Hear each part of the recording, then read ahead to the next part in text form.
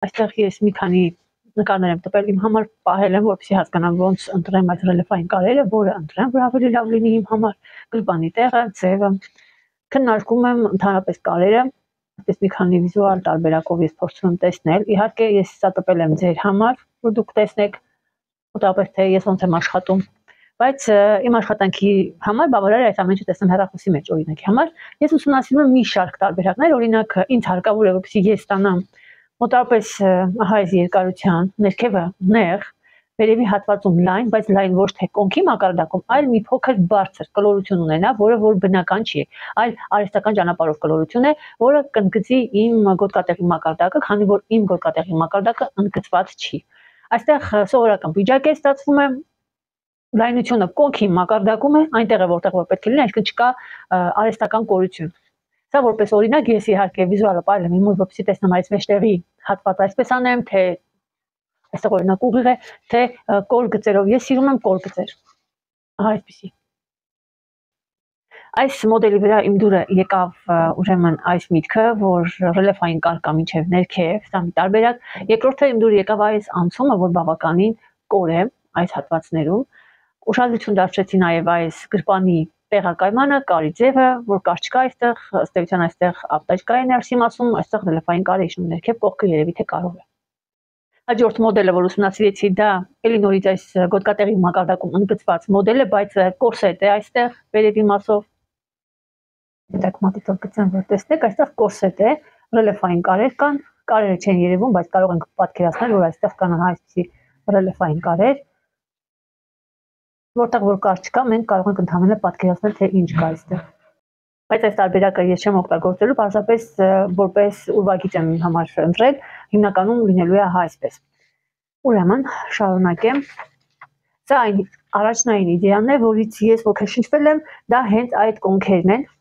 այսպես սիստեմ, որ կոնքի մակարդակը իրականում այստեղ է, այս հատվածում է, բայց կորությունը ստացել են վերևի հատվածից, այսպես միանգամից կոր է։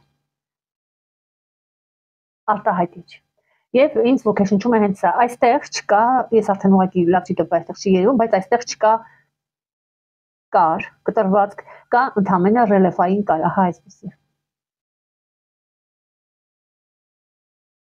Սա նույն մոդելն է, այ նման մոդելը իրականում տարբեր թվեր են, ուղղակի սա է մեծացրել։ Ահա, սա է այդ մոդելը։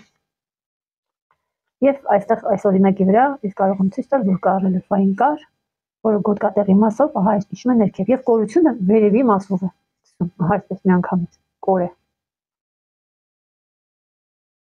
Կա նաեւ դիզայներների կողմից կարված այսպիսի տարբերակ, այստեղ նույնպես շատ կոր է։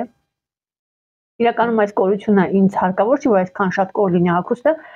հատկապես այս հատվածներում, սա էլի նորից ես իմ համար տպել եմ, որպեսզի ես տեսնեմ այդ ֆորմաները։ Այսպեսով սրանք համարվում են իմ ոգեշնչման աղբյուրը, ելնելով այս մոդելներից ես փորձում եմ ստեղծել ինչ-որ մի նոր բան իմ համար։ Իմ դուրը եկավ նաև այս ռելիեֆային կարը, որը գայս այստեղ գրպան է, բայց ես դա հիմա չեմ նկարում, հենց այս սա դուր եկավ, այս գիծը, սա հետաքրքիր ռելիեֆային կար է։ Այստեղ նույնպես ռելիեֆային կար է, կտորներով է, բայց քանի որ ես կարելու եմ ֆլաշի կտորից, այդպես ասեմ, ես չէի ուզենա, որ այսքան շատ կարեր լինեն։ Համար ես մտածում եմ, որպես ֆորմա նայում եմ, դուրը գայս է թևի ձևը, որ այն այսպես սովորական կարովի է, նեղ է, եւ իմ դուրը եկավ նաեւ գրպանի այստեղի, այս գրպանի ձևը, որը նույնպես տալիս է հավելյալ ծավալ, այստեղ ռելիեֆային կար է, եւ այս կարը, որը գնում է դեպի թևի փորվածք, պրոյմա։ Այստեղ կարող է լինել կար, կողքի կար, կարող է լինել ընդհանուր մեջքի դետալի հետ այդ կողքի դետալը վիճակի։ Այս ամենը քննարկելուց հետո ես մի քանի այսպիսի էսքիզներ եմ իմ համար մշակել, որպեսզի հասկանամ, թե որն եմ ուզում եւ ոնց եմ ուզում։ Հնարավոր է այստեղ այս գիծը ես տամ ծավալ, հիմա նկարի մեջ չի երևում, բայց մոտավորապես ահա այսպեսի ծավալ եմ տալիս այստեղ, կտրվածքներով եմ նշել, կրկնվում է մյուս կողմը, ընտրել եմ այն, որ ցույց տվեցի այդ կոր գիծը, դուրը եկավ կոր գիծը, որ իր տեղում չէ, այլ ավելի կենտրոնին մոտիկ է, բայց կենտրոնի հենց մեջտեղով չէ, այլ մի քիչ կենտրոնից հեռու է։ Դուրս եկավ նաև այս կողքի դետալը, այն կարող է լինել կարով, եթե մենք ուզում ենք գրպանը չգնա, մեջքի հատվածի այս դետալի վրա, ապա կարը պետք է շարունակվի ներքև, այստեղ կար չկա, իրականում բացվածքի համար է, եւ ես սիրում եմ իրականում կոր գծեր, Բայց կարելի է նաև աշխատել ոչ թե ամբողջությամբ կոր գծերով, այլ ահա այսպեսի ավելի չոր գծերով։ Այս ներքևում պատկերել եմ ընդհանուր տեսքը, մոտավորապես ինչպեսին կարող է լինել։ Սա օրինակ մեջքի դետալն է, ոտկատեղի հատվածում։ Այստեղ կարող է այս մակարդակում, որտեղ ուզում ենք, որ այս կորությունը լինի, այս տյուլպան կարող ենք ասել, դա կարող ենք ավելացնել։ Դա կողքի դետալն է եւ այստեղ կողքի կարե, այնպես դետալները իջնում են ներքև,